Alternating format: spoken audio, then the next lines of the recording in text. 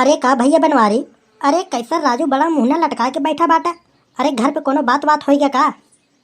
अरे नहीं नहीं सुखे, ऐसा तो कोनो बात ना है, लेकिन कुछ ऐसा बात है जो हमारे दिमाग में लग गया है, वही निकल ना रहा है।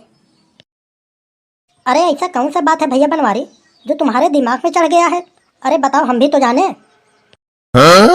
सुखे, हमको एक बात यार ये समझ में ना आ रहा है कि औरत लोग कहती हैं कि लड़कियों का इज्जत नहीं होता, और हम कहते हैं कि आदमियों का इज्जत नहीं होता। आदमियों का इज्जत ना होता है, बात तो हमें भी यार ठीक लग रहा है कि आदमियों का इज्जत तो ना होता है, लेकिन भैया बनवारी हमको समझा कर बता दो कि कैसे नहीं होता है आदमियों का इज्जत। देखो भैया सुखे, हमारा तो यही कहना है कि अगर आदमियों के पास पैसा है तो जान लो उनका बाहर भी इज्जत है और घर में भी इज्जत है। अगर उनके पास पैसा ना है, ना तो उनका बाहर इज्जत है ना घर में इज्जत है। अरे यार, यहाँ पे घर वाले भी इज्जत ना करते हैं। घर वाले तो भैया ऐसे रेरी तेरी करके बोलेंगे ना, अगर कोई भी काम कहेंगे ना करोगे तो ऐसे बोलेंगे, ऐसे लगता है कि ना करोगे तो लतिया भी देंगे। अरे हाँ हाँ भैया बनवारी, बात तो एकदम ठीक बोल रहे हो। अरे आजकल के ज़माने में ना सब लोग सिर्फ पैसा देखते हैं, आदमी का बात व्यवहार कौन कैसा है कैसा ना है ये सब अब कुछ भी ना देखते हैं। आदमियों का दिमाग सिर्फ पैसे के ऊपर होता है, यही जान लो देश दुनिया सिर्फ पैसा देखता है। जिनके पास पैसा है वो चाहे खराब हो चाहे सही हो, लोग उसका इज्जत करते हैं, और जिनके पास पैसा ना है उनका जानो कि रद्दी भर इज्जत ना है। तब बनवारी भैया, अरे आपको तो मुंबई से आए हुए 2 साल हो गया, तब से देखा हूँ सिर्फ घर पर ही बैठे हो, कोई काम धंधा भी ना कर रहे हो। अरे कैसे कट रही है जिंदगी? अरे ना पूछो भाई सुखे, कैसे कट रहा है हमारा जिंदगी।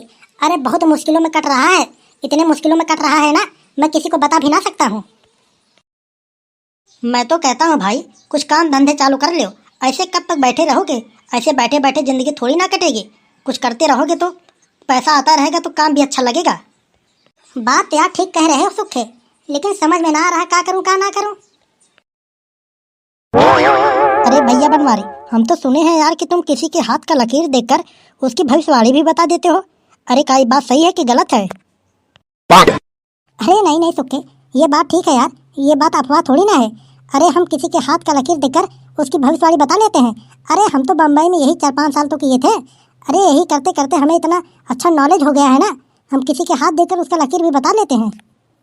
तब तो भैया बनवारी हम तो तुमको यार यही एक सलाह देंगे, अपने गांव में निकल जाइए और सभी औरतन का हाथ देख के उनका भविष्यवाणी बताइए, देख लेना भैया बहुत अच्छे पैसे काटोगे। अगर भैया सुखे मान लो कि अगर हम गए किसी औरत का हाथ पकड़कर उसका हम लकीर देकर भविष्यवाणी बताएंगे और उसका आदमी तो गुस्सा ना करेगा, हमें मारने वारने तो ना लगेगा? अरे नहीं भैया, ऐसा कोई बात ना है। अरे गांव देश में इतना थोड़ी ना देखा जाता है। अरे यहाँ अपने गांव में चले जाओगे ना, यही जान लो औरतन की भीड़ लग जाएगी अपनी भविष्यवाणी देखने के लिए। हाँ यार सुखे, बात तो ठीक बोल रहा है, कमाने का एक अच्छा जरिया ये भी है। आखिर मैं खाली घर पे बैठा हूँ, कम से कम भविष्यवाणी ही देखूँ, कम से कम कुछ पैसे तो मिलेंगे। हाँ भैया बनवारी, कल आप निकल जाइए और सभी लोग का भविष्यवाणी देखिए, देख लेना बहुत अच्छे खासे पैसे काटोगे। चलो ठीक है भैया, कल जाएंगे, देखते हैं क्या माहौल रहेगा। और बताइए दीदी, क्या हाल चाल है? अरे खाना वाना बना कि ना बना है अभी? नहीं नहीं, अभी बना तो ना है, अभी चल रही हूँ घर पे तब बनाऊंगी। अरे भविष्यवाणी देखिए भविष्यवाणी देखिए, आपके गली और मोहल्ले में पहली बार आया भविष्यवाणी बताने वाला, आइए और अपने भविष्य के बारे में पता कीजिए। अरे क्या भैया, आप किस चीज के बारे में बताते हैं? अरे मैं तो सब कुछ बताता हूँ, आप बस अपना हाथ दीजिए, मैं आपका हाथ दे के बता दूंगा कि आने वाले समय में क्या होगा क्या ना होगा आपके साथ। अरे भैया सच में ऐसा बता लोगे आप? अरे तो फिर मैं भविष्यवाणी बताता हूँ। अरे मैं आपसे थोड़ी ना भविष्यवाणी बता रहा हूँ, मैं तो 5 साल से भविष्यवाणी देख रहा हूँ। तो भैया एक काम करिए, आप पहले हमारा देख लीजिए। देखिए मैडम, अगर आपको भविष्यवाणी दिखाना है तो 500 रुपये लगेंगे, अगर आप हमें पैसा देंगे तभी हम देखेंगे भविष्यवाणी। अरे आप पैसे की टेंशन ना लीजिए, पहले हम दोनों का भविष्यवाणी देखिए, पैसा आपको मिल जाएगा।